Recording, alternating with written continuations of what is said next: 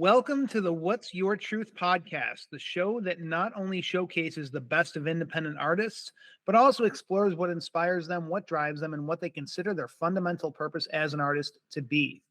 With me today is Ryder Green. Hailing from Northern California, Ryder is an insanely talented and soulful blues guitarist, encompassing the spirit of blues, soul, and southern rock giants, including Stevie Ray Vaughan, ZZ Top, and a hint of Lynyrd Skynyrd for good measure. He's competed in the International Blues Challenge in Tennessee. He's played with acclaimed artists Walter Trout and Matt Schofield, and he was named as the best male blues artist in 2018 by NCME.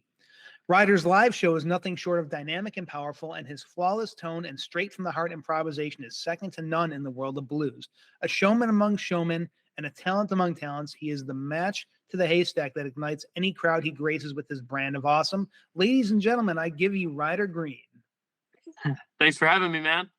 Yeah, man. Good to have you here. It's finally we made it work. Yeah. The difficulties were the bane of our existence for a while there. Yeah, the universe did not want to cooperate with us for a second there, but that is okay because we're here. That's right. We're not going to jinx it, so I'm not going to say anything mean to the universe right now after the interview. We'll be nice. We'll be nice to the podcaster gods. That's right. That's right. You got to pay homage every once in a while. Cool, man. Well, let's roll into it, shall we? Yes, sir. Awesome. So my first question is, how did you decide that you wanted to become a musician? So this one, like, it's maybe not as exciting as most people's stories, because I know a lot of people maybe had this, well, I had this significant, whatever event or whatever in my life. And I mean, there's two parts. I mean, there's one, like, obviously I saw a lot of these, famous, big rock stars and stuff, of the, even in the 2000s, when I was growing up and, and that was relevant, a little bit more relevant with that kind of thing. And, a lot of your, like, rock and roll bands, from the 60s up through the 80s were still really, really kicking. And I just saw it and went, oh, that looks cool. I want to do that. But there was also a little part of me, I think, for most of my life, like, even up to that point, I started playing when I was 6. And I just went, yeah, I'm going to do this with my life. I like this. And then, so it's not like some exciting big epiphany. I just was like, yeah, I want to do this with my life. And the parents went, okay, cool, dude, let's do it. Wow, that's awesome. And that's so cool you had their support. But I will tell you what's interesting about it is that that you had that, like, that you made that decision at such an early age. I mean, that's a kind of a big decision when you think about it for somebody that age to make, but you knew so early, and that's powerful, man. Yeah, man. And coming later into life, I mean, I think I kind of took it for granted a little bit, having a purpose in life, because I've unfortunately kind of met a lot of people that don't, they'll be at my age, a little younger than me or a lot older than me, and they still haven't found, like, their thing, that thing that you really just like, yeah, this is what I'm going to do. And I was talking to a kid not long ago, and I was really really grilling into him, trying to find, like, what's that thing? Because I'm like, once you find it, it's like you're off to the races. But I think I really kind of took that for granted a little bit. I just like that, like, because I'll read all the, I've read all these different books and things on this, and a lot of them will be with, people finding that thing to be, obsessed with, your goals and whatnot. And I went, oh crap, like, I've had this, like, my entire life. Okay, wow. Cool. But then I realized, like, there's a lot of people that maybe didn't have that. Totally. And man, that's such a blessing that you've known for so long, so you didn't have to waste your time doing other stuff. You just got right to your purpose. That's so huge. Yeah, it's kept me sane over the years, man. It really has. I believe it. So what was the first experience you remember having with music? The first experience I ever had. Man, well, I mean, in terms of my own musical ventures, God, you're digging up some old memories here. I remember being about 6 years old, because I started picking up. I think I got my first guitar when I was like 6.5, like my first actual guitar. Where I really started playing. And I think I remember coming home from, like, a daycare center because I was 6, and to my first guitar, and and an amplifier and stuff. And in terms of my musical journey, that was like that night. I remember that, like, because, like, that would have been probably the start of everything. But in terms of musical journeys, I mean, there were so many times of just hearing, cool music and whatnot growing up and going, wow, that looks awesome. I want to do that. Definitely. Right on. I can certainly relate to that, as I'm sure most guitarists can. So, who are the biggest influences on your work and why? The biggest influences on my work, man. I tell you, this question like starkly changes with like every couple years. It seems like. I mean, there's a couple that are always there, but I mean, you want to talk about giants that affected me like about every young guitar player. You take people like Steve Ray Vaughan and Led Zeppelin and all the rest of these guys. Of course, right? Then you go a little bit deeper. I mean, on the blues root side, you'll find for me like one of my guys in the realm of blues was Freddie King, Oh yeah. and in my opinion, he's still kind of the underrated king because he's the one that you hear about maybe the least. But I go, yeah, but that dude was a monster. Like I think I have probably all of his albums, and to this day, I'll occasionally break out and cover one of his songs just because I liked him that much. So he was a big one in my blues realm. And then when you got into modern music, I mean, dude, it's been all over the place, honestly. Um, I mean, I've gone everywhere. Like on any given day, you'll find me go from listening to, I don't know, Tupac to Metallica to Merle Haggard to, to BB King. I mean, it just kind of goes all over the board. There's only a few specific areas of music that I'm not really fond of that aren't really my thing, but just kind of everything, man. Like I just like I get more than anything, I'm just looking to learn and hear and play everything that I ever heard that excited me, pretty much. That's so awesome. And yeah, that is a pretty wide spectrum, but that's cool, man. It keeps your own sound diverse too. So that's awesome. And yeah, Yeah, no, it's another unsung hero guitarist I really love in the blues realm was Robert Cray, if you've ever listened to him. oh yeah, he's another great one. Oh my God. Um, And so underrated. Like you never hear about him, but man, what a great musician. Still doing it too, to my knowledge. yeah, there's always those handful of guys out there. Another guitar player I'm real fond of. He's kind of more in the country realm, but a guy by the name of Johnnie Highland. Hmm. And he's one of those guys. I remember there was this. You can look it up on YouTube. You just type in Johnnie Highland slow blues, I think. And I remember that was like, as like a little 15-year-old kid seeing that and going, "Oh my God, this is." And he's one of those dudes you listen to him play, and the guy is just from another freaking planet. And anyone that knows. But I'm like, but he's not like this world famous guy. Same thing with Brent Mason, Yeah. who played on, I mean, like every freaking record, like country record, Shania Twain, Alan Jackson, like everything. I follow the guy on Instagram. He's got like a few thousand followers or something, and he'll just post stuff like Tales from the Office. He's Eh, like the most low key dude, but I'm like nobody, like most of the world doesn't know this guy's a freaking legend. the same most famous guitarist you never heard of. Sometimes, man, you'll find these guys that they're just happy to live this low key life. I'm like, that's cool. If that's what they're into, they just want to play their guitar and do that. I'm like, that's more power to you, man. But I'm going, man, Yeah. you guys better listen up on some of these guys. There's some underrated guys out there that just make me want to go practice. Yeah, well, exactly. And that's a really great viewpoint too. So what's the weirdest thing that's ever inspired you? Man, I feel like I probably have. There's probably a multifaceted two-part kind of to this answer because there's before and then there's now. Sure.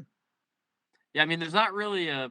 I guess there wasn't like anything weird that inspired me. I just was like, I want to be a famous rock star when I was a kid, and that was what inspired like everything I was doing.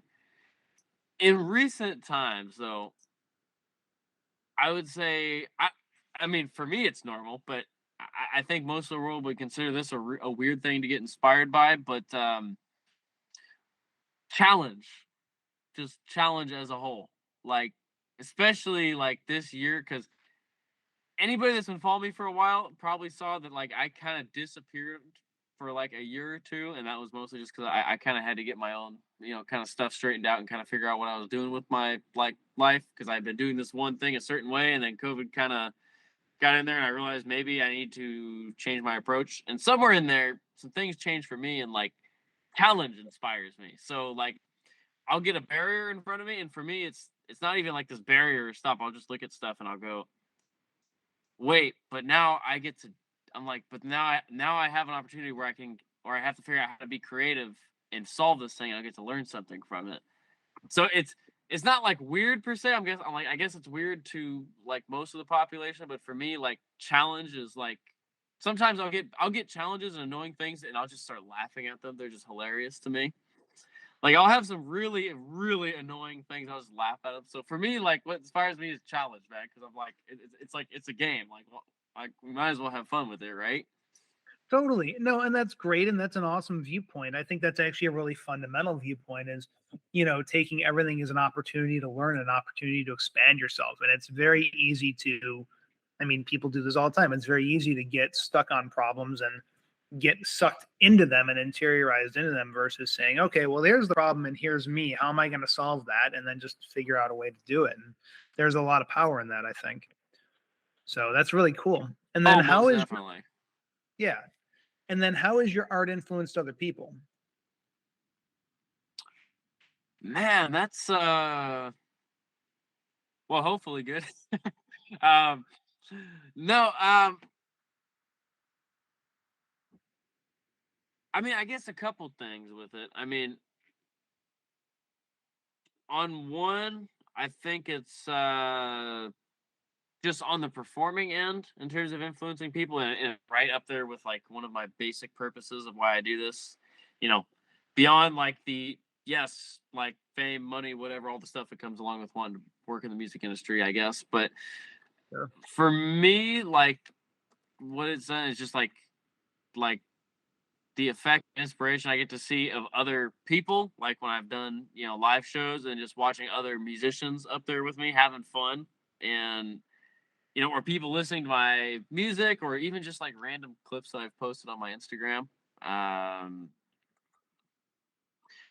I, I think just in that regard, just inspiring people to like, you know, have fun, like, and learn when to enjoy things. I mean, I'm like, yeah, there's certainly some bad stuff on this planet. Like, yeah, of course, that's not really a secret. But at the same time, there's a lot of awesome things to enjoy, and you shouldn't be sitting there worried about all that. Sometimes it is okay to loosen up a little bit and enjoy things. Sure. And so, I mean, at least I hope that's the best I've been able to portray to people. Right on. And I mean, fantastic lesson. It's true. I mean, life really shouldn't be serious. I mean, there are things about it that can be serious, but you know, why would you want to live in misery and in super seriousness your whole life? So I think that's also again, I think the ability to have levity about life and to keep things loose is actually an indication that somebody's in a better place and in a better condition in their life, honestly. Yeah, You know, I always tell people, I'll see people getting really serious and concerned about every, which way thing. And also, pro tip, for anybody watching this, if you want to significantly reduce your stress level, just stop watching the news or really social media to that for that matter. so true. Oh my I God. so in recent times, I basically like I I can't tell you the last time I actually seeked out news. I haven't watched news in years, but I was really out of the country for a bit on kind of a business convention thing in a very nice area. I think in Aruba or something like that. Anyways, that was Yeah. shit. Very cool. And I was completely like, other than like, I post my crap on social media, of course, and I answer people's comments and all that, and I'll check in on my buddies. But other than that, like, I wasn't really looking at anything. I didn't really care. And so I got back. I said, well, let's just keep not doing this. And it's been the most, it is so freeing. I swear to God. So, like, if you guys want to enjoy your life a little bit more, I swear to anyone listen, I swear to God, just quit watching the news and quit scrolling through social media and following politics and all that garbage. I'm like, yes. At a certain point, if someone's gonna like drop a bomb on the U.S., like, maybe you want to know about that, sure. But beyond that, like the basic essential stuff, like stop watching that crap. It's not gonna make your life any better. No, that's a very valid point that I fully agree with. Keep So keeps me sane, man. yeah, no, me too. I do the same. I avoid that stuff as much as I can. So now shifting gears a little bit, do you Yeah. have any pre-show or pre-studio rituals? So pre-studio, uh, probably. I mean, more than anything, it's probably just warming up. Um, for me, like in terms of a ritual, because certain people will have a thing to like get the vibe of things and all this, and for me, like I just love doing this stuff so much. Like it's almost immediate. I'm like, oh, I get to work on a song today. Like, cause I also do a lot of work, my own organizational and stuff, and I occasionally have to do some of my own bookkeeping. So when I get to just work if I work on recording in my studio, I'm like that's playtime for me. Like basically I'm like, yeah, it's work per se, but I'm like, it's basically playtime for me. So like for me getting excited and hyped like into the vibe, I'm like, it's just make sure the voice, if I'm gonna be singing, make sure the voice is warmed up if I'm gonna play. Make sure, I'm warmed up playing. I mean, maybe if anything, if you're trying to write stuff in the studio, maybe go check out some other artists, get inspired, occasionally. But other than that, just warming up and just going in with the right attitude is basically what I do. No, totally, it's true. And just mindset is everything, man. It drives everything. It's a mind over matter, right? Yeah, if you're miserable going in the studio, everyone's gonna be able to tell you were miserable when you went into the studio. Yeah, and yes, that is very true. And it's a point of professionalism too. It's like, I mean, for your own stuff, even especially for clients, but even for your own stuff, like treat what you do as a professional, And for so it's sure. the same thing, and that ties in also so on the performing end. Same thing, warming up before shows. I know you know, some dudes will have, they'll have a shot of something or whatever to get loosened up before they get on stage. And I'm not coming for anybody here, but what I will say is I have the entirely opposite. And if you want to talk about rituals, it's kind of an anti-ritual. Is I have a rule of no alcohol before shows. I really never drink, to be honest. Anyways, but it's one of my rules, and it's like the professionalism part aside, it still is professionalism thing. I can't play when I've had alcohol. Like it's not even a mental thing. It's like just my fingers don't work. So Yeah. that's one of the things. Just making sure that like my fingers and my voice is warmed up, and making sure that I'm in a clear, headspace to get up there. And if I need to hype the guys up before we get up there or whatever, we do that. But nothing too crazy, it's just like be prepared and just make sure. I mean, you shouldn't have to do a bunch to like whatever. I mean, if you're confident in your show and you rehearsed everything properly and you know that you're good and you're there, you shouldn't have to do a bunch to like get you into the vibe. You should be able to just get up and cut loose. Right on, man. And I think that's also a really great thing that what you said about like specifically staying away from any kind of substance. Cause I think I mean, I've thought this for a long time. It's one of those misconceptions. People are like, oh, you need alcohol to get loose. You need a drug to get into the creative space. And it actually limits you and hinders you, and it's like, I mean, I've even had guys be like, well, but I did blah. And then I wrote this. And I was like, yeah, but think of what you could have written if you didn't do that potentially. You know what I mean? Like, you really haven't found your potential yet. I even look at guys like Jim Morrison. It's like, he died at 27. So we lost like 60 years of his creative energy. And B, it's like, okay, fine. So he did a bunch of drugs and saw a bunch of weird shit and wrote about it. But what could he have written about if he hadn't gotten high and had been a little more ethical and a little more sane in his approach? And I love the Doors. I am not knocking the Doors at all. Their music is No, the incredible. Doors are great. But also too, it would have been nice to have a few more albums out of them with Jim. Well, imagine if Hendrix They hadn't just gotten didn't onto go there. drugs. Well, yeah, you know. Same But anyway, thing. I we mean, can talk. the amount of musicians that have died from drugs should be like, to me, that should be indicator enough to not not get into that. Yeah, it's not. There's no glory in it in my mind. Unfortunately, there isn't. But we can make a whole podcast out of that. I'm sure. We'll call it the 27 Club. Oh, dude, it's yeah. But yeah, I whenever I can, I go out of my way. Like, so for anyone listening, so this guy, dude, I haven't even had an ibuprofen since I was 18. Good for you. I'll be turning 25 this year. And yeah, my life is probably about as good as it's ever been. I'm about the happiest I've ever been. I also recently quit consuming copious amounts of nicotine on a daily basis, and that was very helpful. Highly suggest that to anybody. Yeah, your health and your cardiovascular health and your voice and your like waking up in the morning and not feeling like crap will all thank you. But yeah, so yeah, I mean the drugs that should be like obvious. Like, yeah, don't like no, don't do that. And the Drugs alcohol, are I'm bad like, if you do it. yeah, I mean, I'm not gonna knock a guy that has a beer or something. Like, okay, whatever, dude. But I'm like, it also comes into being professional. Yeah. Um, you take someone Yeah. like if you take someone like Justin Timberlake, I remember a buddy of mine told me this story that he had heard on him, and apparently on you want to talk about professionalism, that guy apparently again this is what I was told, so I can't promise You can verify it, the right? But legitimacy of it, but what I was told is essentially on tours, I think people will get a dox on their pay for each mistake at the show, so they're like expected to be on it, and it's on tour, no drinking, no drugs. Absolutely none. Like when you get off, you guys want to go be idiots? Fine. I mean, I don't condone that still, but he's like, when we're on tour, we are working. You don't do that crap. If, the morality of it aside, if for no other reason than just being a professional, like I'm going, dude, that's you got to keep that crap out.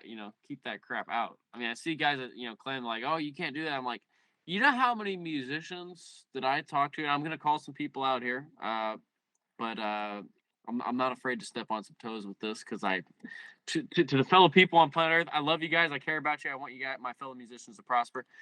I've seen a lot of OGs that have 20, 30, 40 years on me that basically are smoking weed every day and claiming that's fine, and they're still broke and didn't get anywhere. And I'm not going to say that's the only reason, but I'm going, dude, you should probably look at.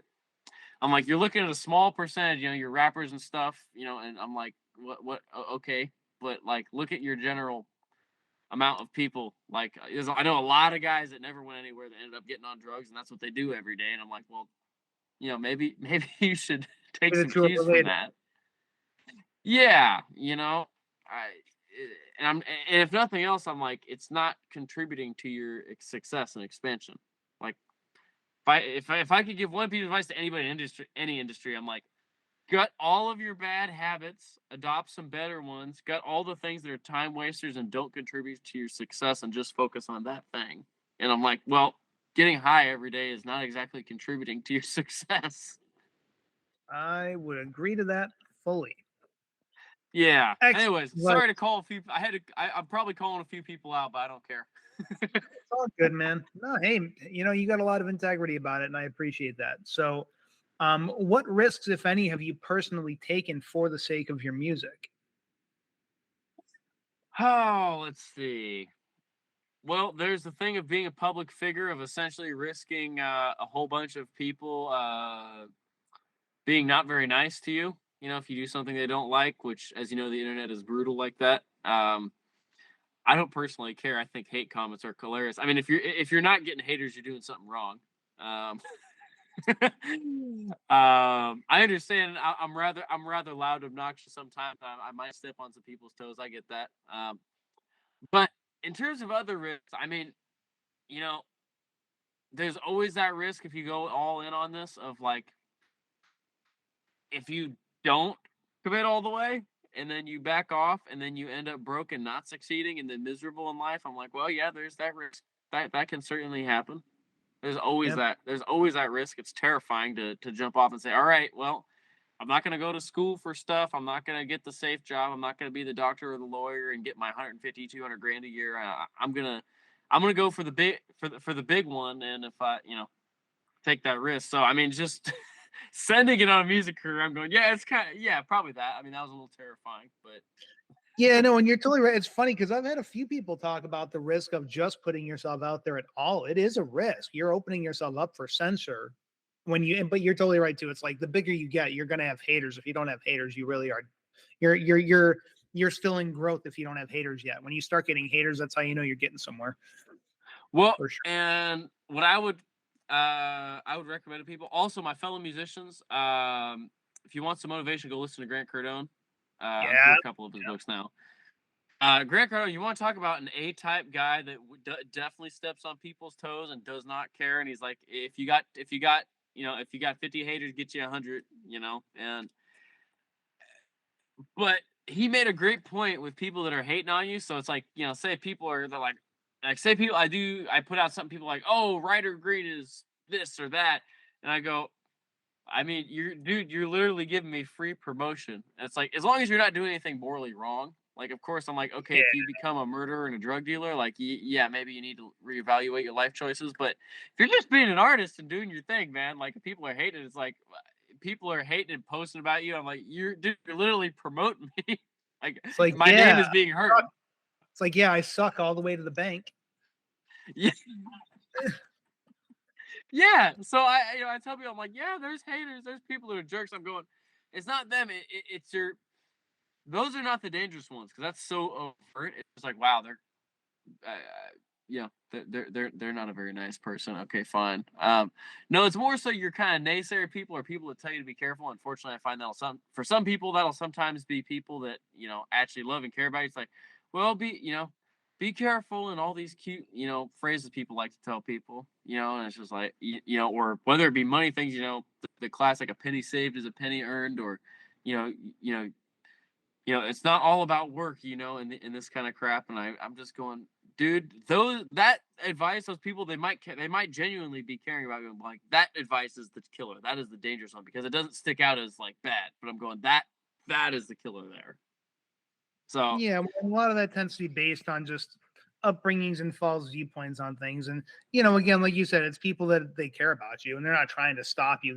To them, that's what makes sense. And but you just yeah, gotta have your own integrity about what you're doing, and you know, yeah, and I don't fault them for that. I get it. A lot of people that have had failures in areas are scared. When if it's like their kid or like a friend or something, and it's like you don't want to see them fail. It's like, of course, yeah, but yeah, sometimes, I'm like, all I would advise people is don't be afraid to tell those people like, hey, dude, look, good, I got it. I appreciate you looking out for me, but like, I'm on this thing right now, and I just need you to go like, yeah, get it. And right, yeah, be a I, cheerleader, be a fan. yeah, I was fortunate enough to have parents that basically, despite, they also came from a different generation than me. Entrepreneurship didn't become cool till maybe like a decade ago. Let's be honest. And but I was fortunate enough to have parents growing up that were like, "Yeah, dude, send it. We expect you to send it as hard as humanly possible if you're gonna do this." So like that's, I mean, and that's quite frankly what you have to do. I'm like, if you want to do something that's extraordinary in life and stick out, I'm going. You look at your players in every area of life, and I'm like, they didn't get there by being careful or plodding along. I'm going, no, they went there by doing earth-shattering things and sending it and being uncomfortable. I'm like, you think Steve Jobs would have gotten where he gotten if he was just being like normal and average? No, of course not. So I say to people, I'm like, dude, don't be cautious. So I'm like, yes, I've done some ballsy things. I plan to do more of them. I plan to do things that people like. If people start saying, dude, you are insane, you need a vacation, I'm going, okay, good, I'm doing the right thing now. Yeah, right. It's fun. It's a game to me, man. I'm like, worst thing can happen is I fail and I try again. Like, okay, fine, whatever. Yeah. No, and again, that's also a really invaluable viewpoint is that it is a game. You're just playing a game, man. You keep it as a game, then it doesn't get serious. You just keep having fun. You keep moving forward. So that's huge. Yeah, Right you on, have man. to, man. You got to. So, what's the craziest risk you've ever seen another artist take for their craft? I'm gonna go a little bit different direction with this one. It might surprise you here. So people talk about taking a big risk. Um, some things that might be, yes, risks technically. I don't even consider them risks because I'm going, the biggest risk is not trying at all. I like that. I'm gonna get a little philosophical with you there. The biggest risk to your career is not going in and committing 100%. Just like sending it, looking for opportunities on things like just like, if nothing else, just having a can-do attitude on things, like, okay, how can I make this work? And just going, yeah, this is terrifying. Let's send it and see what happens. So I'm like, I, not to go too far off from it there, but yeah, Yeah. I mean risks. I'm like, yeah, there's risks technically, but I mean, really, how much of a risk? I mean, compared to you just never succeeding or never getting there, I'm like, what's the bigger risk? That's really interesting. You are the first person that's ever that's answered this question that way, and I think that's actually a really interesting viewpoint of like, yeah, I mean, well, it's like Gretzky said, it's you miss 100% of the shots you never take, and it is kind of the ultimate risk to just do nothing because I mean, yeah, that's real. I'm gonna probably spend the next couple of days thinking about that. You got my wheels turning. I like that a lot.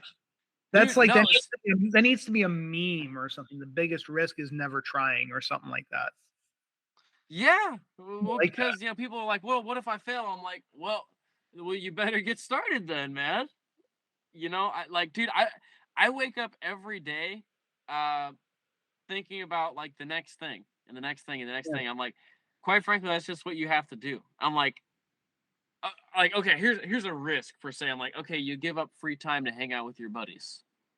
Okay, like I love my friends, but I'm like, I'll miss every single event for months if that's what it takes. Like I don't care. Like I love my buddies. We're all cool. And they'll be friends with me for life. But like you want to talk about risk? I'm like, okay, you missed a couple memories with your buddies, or like this cool thing that you could have done. I'm like, yeah, but what's more important?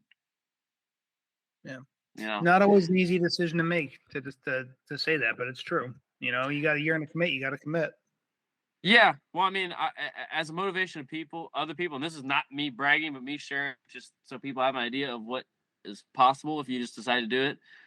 So I wake up early basically every day. Bear in mind, I'm a musician, and I wake up at like 5 or 6 in the morning. And I enjoy it. Oh God. I go run a mile or two, and then I write all my goals down, and then I get to work like every day. Any day that I'm not like doing shows, that's my routine every single day. I gutted every single bad habit out of my life. Like I don't play video games, I don't watch TV, I don't scroll through social media, I don't smoke. I just like I'll occasionally go and see my buddies. That's about it. And it's Wow. just like just to put in perspective, I'm like, if you want whatever you're trying, to other musicians, whatever you're trying to do, it's 100% possible. I'll tell you that. However, the easiest way is the hard way. I know it's a very philosophical thing like this, but the easiest way to do it is the hard way. To just go in, learn everything about it, go in it every day, cut all the time wasting habits out of your life, and that's what I've had to do. And then, suddenly I started getting results on things. I went, oh, okay. So there's my philosophical rant for everyone there. Wow. Well, thank you for that. So what's one thing about you that would shock everyone to know? Oh, let's see. That would shock everyone to know. God, I don't know what stuff would be shocking about me particularly, because I mean, my personality is about what you see is what you get as possible. Probably gonna be about the same dude that people see here in person. Um, but God, what is it about like?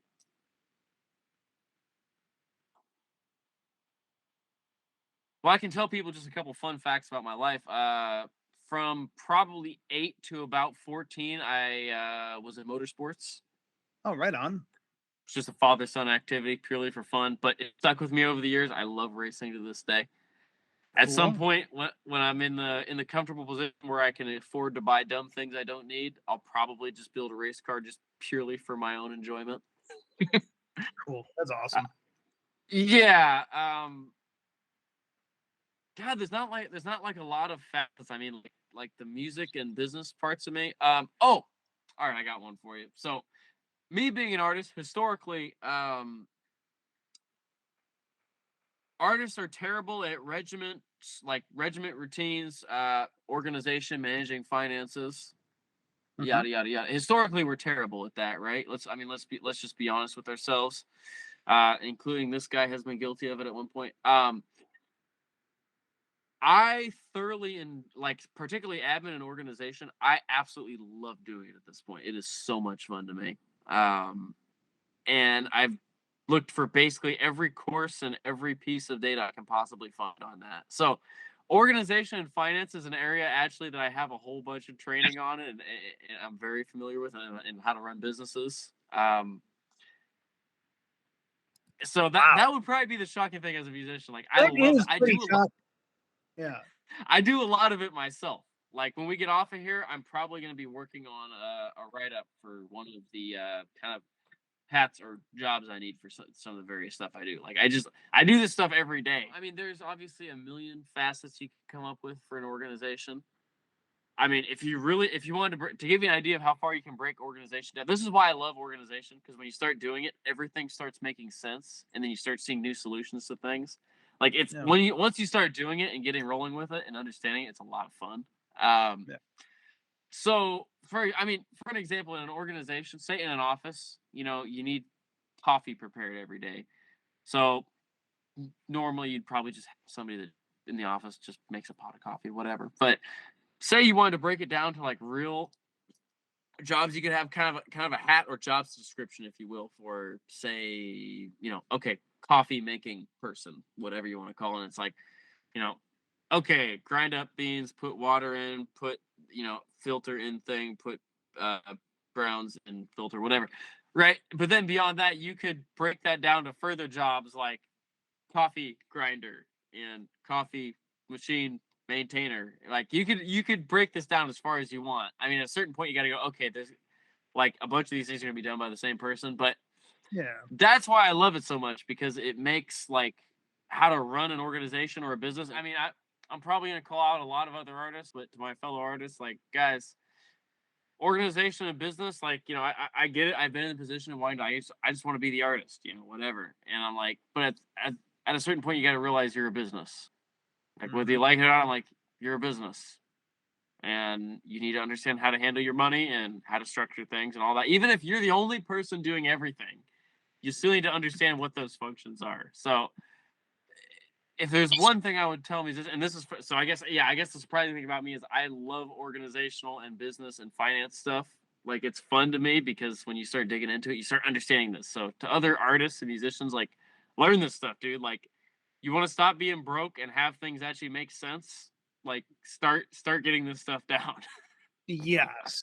No, that's so essential and so huge. And that's just understanding the functions. Even if you're a one-man band, no pun intended, you do need to know how to do all this stuff. It's important. Yeah, I'll give one thing. This ties in with that. I love doing statistics. Yeah. I love statistics. So here's the thing about statistics. I did a post on one of my social media about this the other day, I think. But when you do statistics, people think, oh, statistics boring, graph. And I'm like, yeah, but you need to understand what the graph is doing. What's the point of having a graph, right? And I go, so say if you're doing a certain action say if you're trying to grow an Instagram account, right? You're trying to get more attention. And so say you keep stats for 2 months, right? 8 weeks on a weekly and monthly basis or whatever, or even just a monthly basis if you want to.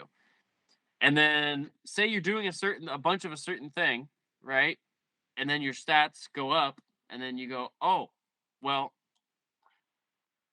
this got more reach on everything, so maybe we should keep doing this. And then you keep doing it, and then you keep getting more. You go, oh, let's keep doing it. And then they go down for a month. You go, oh, crap. Okay, let's figure out what we did wrong. So it's like, it literally just tells you what's going on with everything. So, like, that's the other thing. Besides just organization, I love doing statistics. Like, I found it with my social media recently. I remember I had been doing a couple of things differently, and then my stat on it in like every category of analytic was almost every category was up for like 3 months straight. And I went, okay, yeah, so we're on the right track here. So that's awesome. So I guess shocking thing and piece of life advice for people: do statistics. They're very useful. Absolutely. Right on, man. So here's a fun question for you. If you were going to write a book about your career up to this point, what would you title it? Now you're hitting me with the hardball ones. Man, what would I write about myself? I mean, mostly because I can't think of a more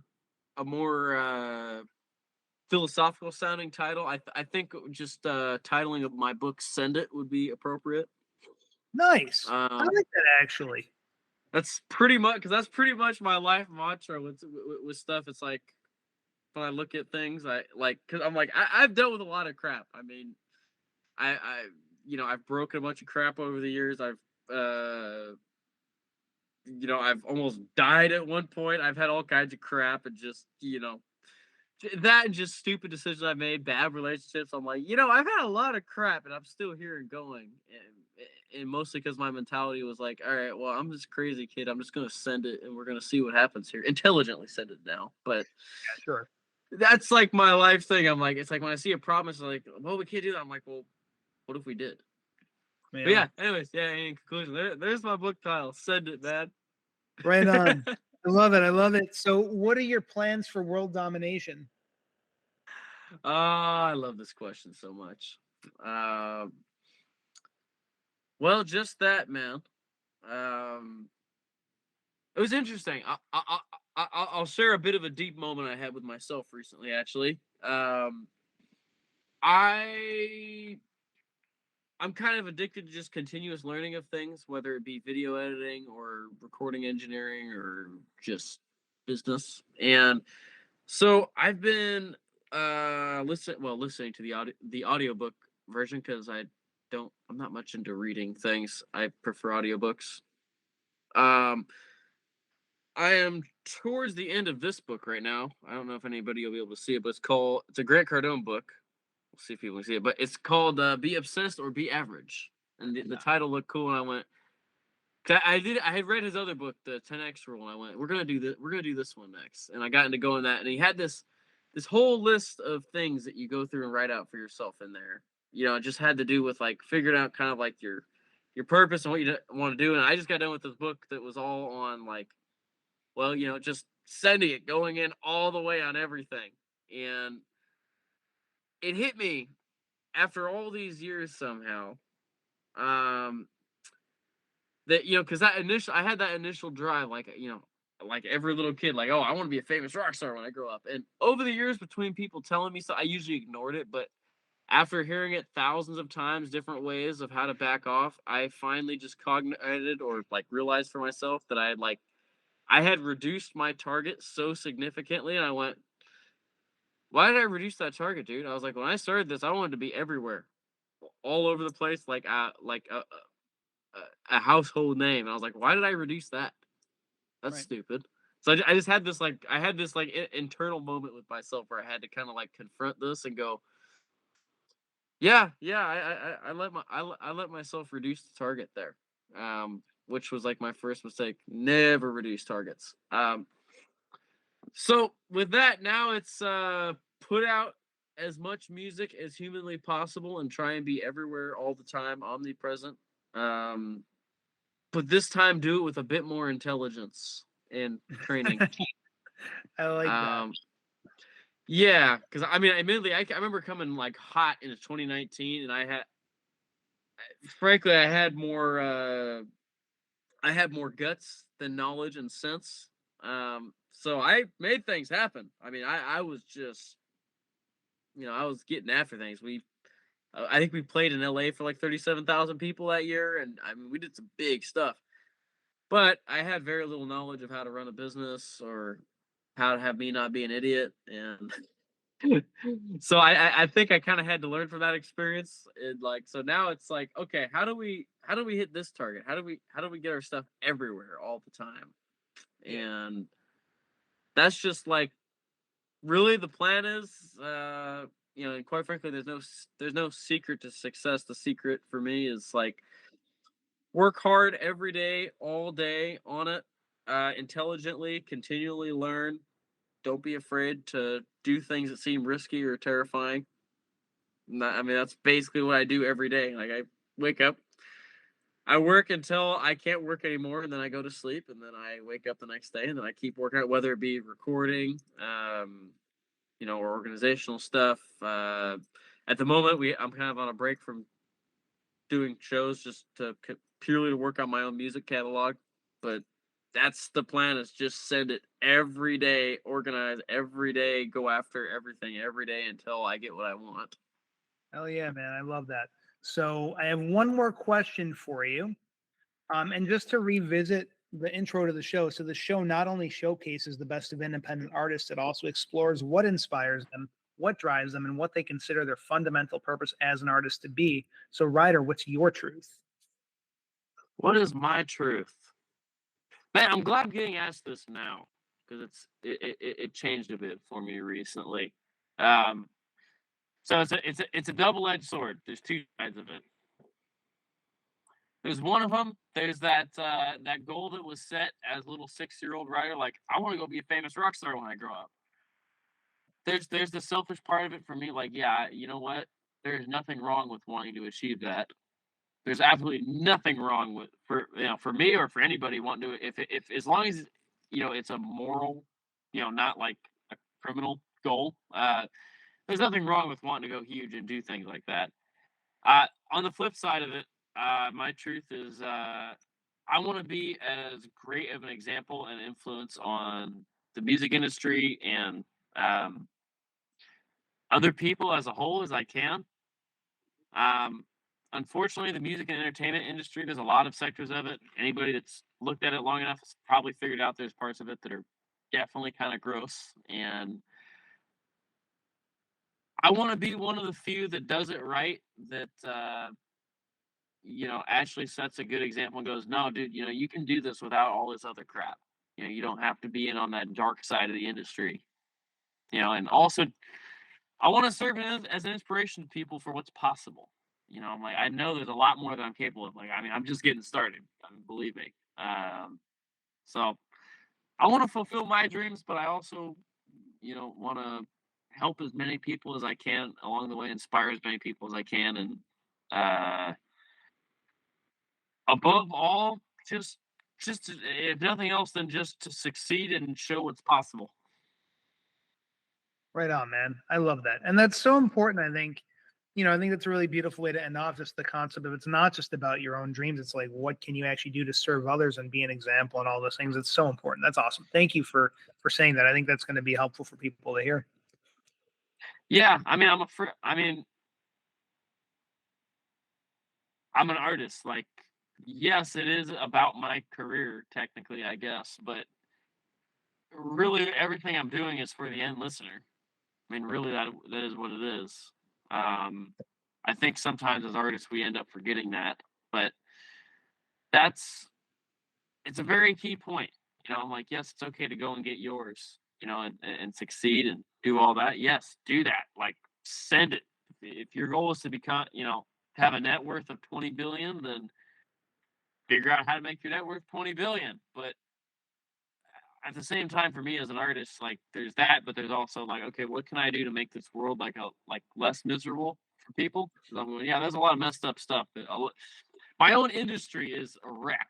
I mean, honestly, it really is. I mean, all the drugs and horrible influences and just it's bad.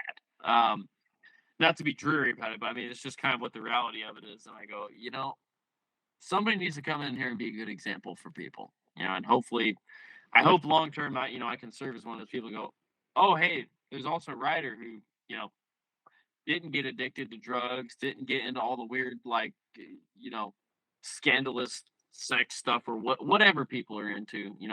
Hopefully I can serve as an example that you can do it differently there. Absolutely. Right on, man. Well, thank you again so much for that and for being here. I mean, my gosh, taking the time, I appreciate it. Before we do end off, I did want to give you 60 seconds to plug anything you'd like to out, 60 seconds of all things Ryder Green. Fire away.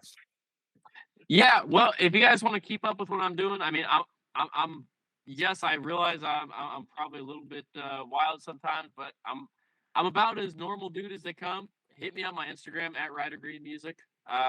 If you DM me or comment, I most likely will answer it. I'm pretty much Ryder Green or Ryder Green Music across social media. If you want to check out some of my stuff, obviously on Spotify, I have a music video that's on iTunes and or not iTunes, YouTube. Sorry. And then I have another one that I actually just finished up, and that song will be coming very soon. So keep an eye out for that. But yeah, other than that, anyone that listens, I hope you felt inspired with this. Again, hit up my social media at Ryder Green or at Ryder Green Music. Shoot me a message if you have questions, you want to talk to me. I'm not so like high and mighty on my musician thing that I won't answer your message. Right on, and other than that, rock and roll, man. Awesome. Well, again, thank you so much for being here. And to everyone that's watching, this has been the What's Your Truth podcast. We'll see you on the next one. Later. Later. Yeah, you follow your own rules. someone to me. But you don't think before you act, and you ain't got no business with me. You know, no. Tell me what's your truth? Oh, what's your truth?